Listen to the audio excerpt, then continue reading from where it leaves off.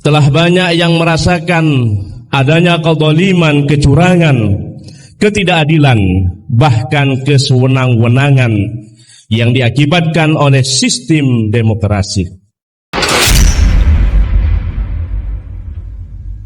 Assalamualaikum warahmatullahi wabarakatuh. Demokrasi yang direkayasa. Khalayak umum di dunia saat ini telah tahu dan tak dapat dipungkiri bahwa akhir-akhir ini di bagian timur tengah di dunia ini dan juga sebagian besar negara-negara di dunia tidak akan pernah lagi mempercayai pemerintahan Amerika Serikat lantaran berbagai bukti kemunafikan dalam setiap kebijakan luar negerinya. Dan dengan sangat jelasnya kita dapat membedakan antara tindakan yang dilakukan oleh pemerintahan Amerika Serikat sendiri dan sikap yang selalu ditunjukkan oleh penduduk Amerika. Kita tentunya tidak bisa menyalahkan penduduk Amerika sebab mereka nyata-nyata adalah korban, sama halnya seperti kita negara-negara lain yang ada di dunia.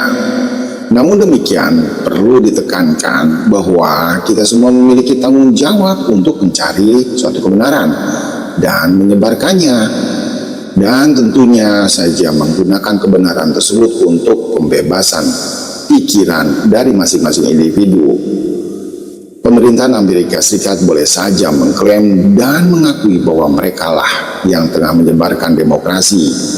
Akan tetapi jangan lupa juga kita harus tahu bahwa sekutu Amerika Serikat adalah berbagai kerajaan-kerajaan yang memiliki sistem berkelanjutan dengan kekuasaan otoriternya berdasarkan garis darah dan negara, dan itu jugalah bukanlah negara demokrasi tentunya. Banyak di antara pemerintahan di dunia ini yang nyata-nyata digulingkan oleh Amerika, dan juga pemerintahan yang para pemimpinnya diangkat oleh orang-orang dari sekutu Amerika Serikat sendiri. Dan mereka lakukan hal itu dengan cara-cara yang halus dan propagandanya yang sangat jahat. Banyak orang juga yang tak sadar bahwa mau tidak mau harus mengakui dan memahami bahwa berbagai tindakan-tindakan yang diambil oleh pemerintahan Amerika Serikat sendiri juga dilakukan sebagai bentuk pelayanan terhadap agenda-agenda jahat kaum Zionisme dan tatanan dunia baru, dan bukannya sebagai pelayanan terhadap kepentingan orang Amerika sendiri atau kepentingan yang baik bagi kepentingan global.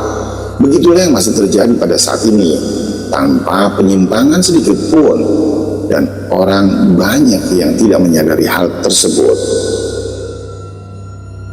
Dalam sebuah buku yang berjudul Confession of Economic Hitman yang ditulis dan dibuat oleh John Perkins, diuraikan di situ mengenai bagaimana secara mengejutkan Amerika mengambil alih dunia secara halus dan perlahan namun pasti. John Perkins sendiri juga mengungkapkan secara terperinci bahwa kisah hidupnya semasa bekerja sebagai bandit ekonomi, tugasnya tak lain adalah merancang kontrak pemerintah agar terlihat sempurna di atas kertas.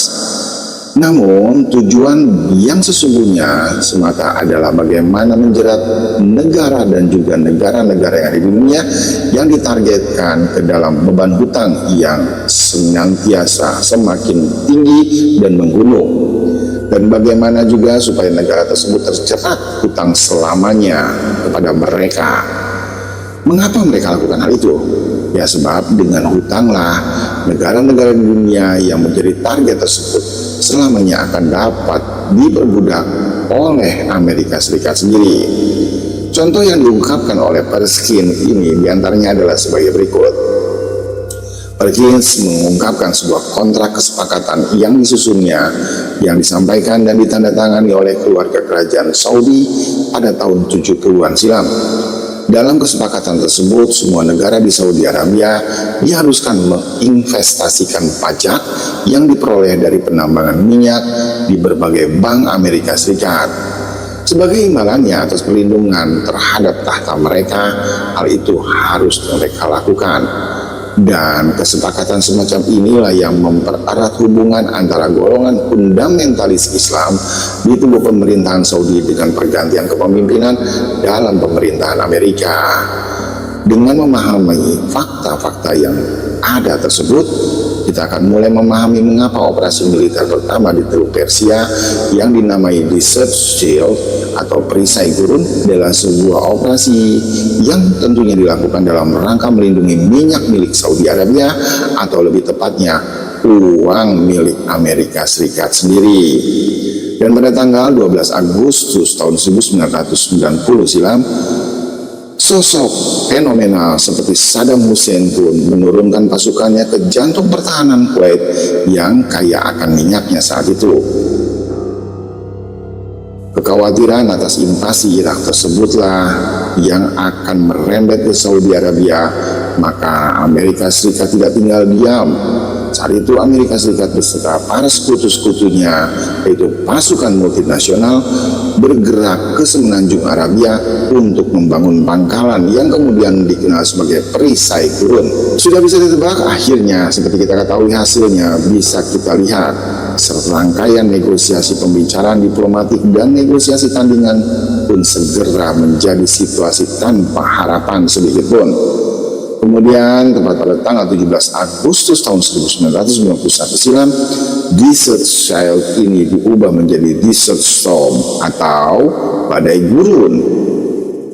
Konflik gurun tersebutlah kemudian disaksikan oleh jutaan mata manusia di dunia melalui CNN dan juga BBC, yang tentunya orang banyak tahu bahwa media ini adalah milik Amerika yang menayangkan berbagai macam propaganda jahat mengenai penumpasan sistematik terhadap tentara Saddam Hussein sendiri oleh tentara koalisi yang jauh lebih unggul dari sisi teknologinya. Kekuatan politik dan juga ekonominya pastinya jauh lebih unggul juga. Namun demikian, hanya sedikit yang menyadari dan mengetahui bahwa perang tersebut sebenarnya memang sudah direncanakan, dikendalikan, dan dimanipulasi oleh suatu kelompok elit dunia untuk melenyapkan Saddam Hussein. Kelompok ini benar-benar kelompok elit, adalah sebuah kelompok yang menciptakan ilusi dalam benak jutaan tentara yang kuat mengenai sosok seorang penguasa yang tengah menjadi ancaman bagi dunia internasional saat itu. Karena penguasa tersebut akan menggunakan senjata nuklir dan ilusi tentang seorang laki-laki yang akan memegang kendali atas 1/5 minyak dunia dalam satu malam. Akan tetapi dalam kenyataannya dia hanyalah pidak catur di antara banyak pidak catur lainnya yang dijadikan boneka dalam sebuah rencana super besar yang jahat. Dan akhirnya perang Teluk pun tak dapat dihindari dan terjadi, dan perang Teluk ini adalah sebuah batu loncatan yang diatur sedemikian indahnya untuk menjalankan rencana jahat tersebut.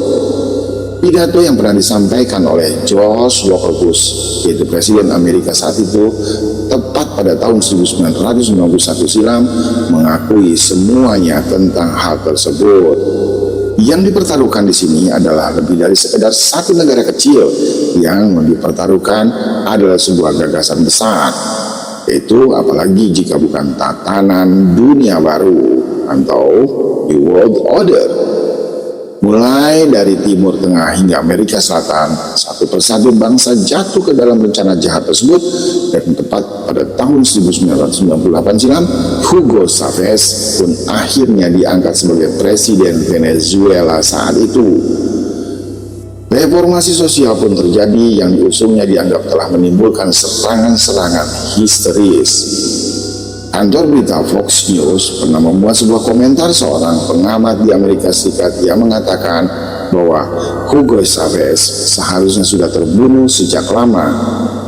Lalu, terbunuh oleh siapa? Tidak oleh siapapun, katanya.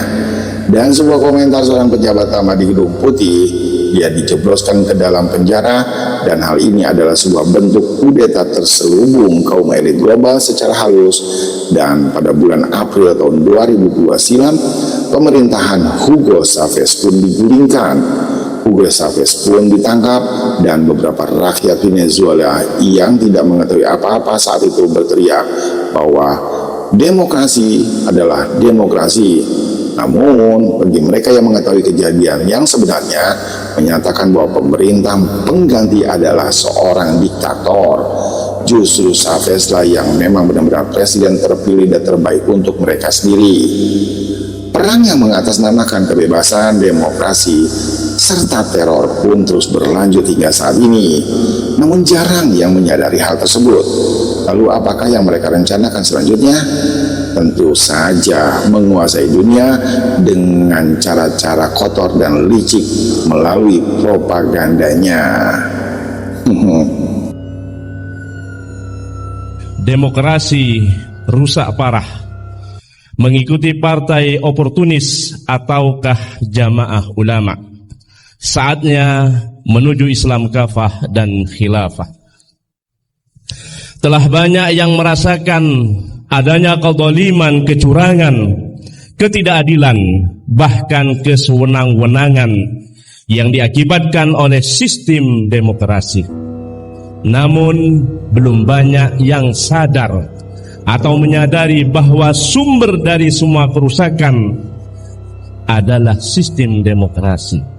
Untuk itulah kami para ulama, Ahlus Sunnah wal Jamaah, intelektual dan tokoh Jawa Timur berkumpul menyelenggarakan forum, berikhtiar dengan mengkaji dan berdiskusi seraya bertawakal dan meminta petunjuk kepada Rabbul Izzati agar ada solusi bagi kebaikan negeri tercinta ini, bahwa sistem demokrasi harus dihilangkan dari kehidupan, sebab sistem demokrasi adalah sistem kufur, sistem rusak dan merusak, bahaya dan membahayakan, keji, rakus, serakah, penuh ilusi dan ambisi.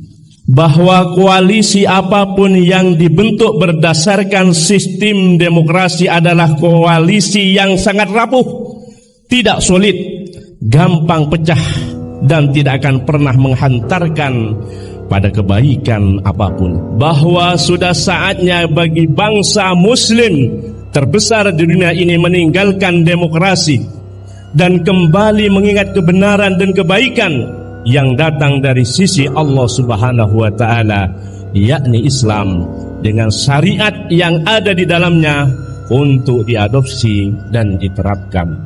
Bahwa masa depan Indonesia dan dunia adalah Islam. Kepemimpinan dunia mendatang ada pada umat Islam dengan sistem khilafah Islamiyanya.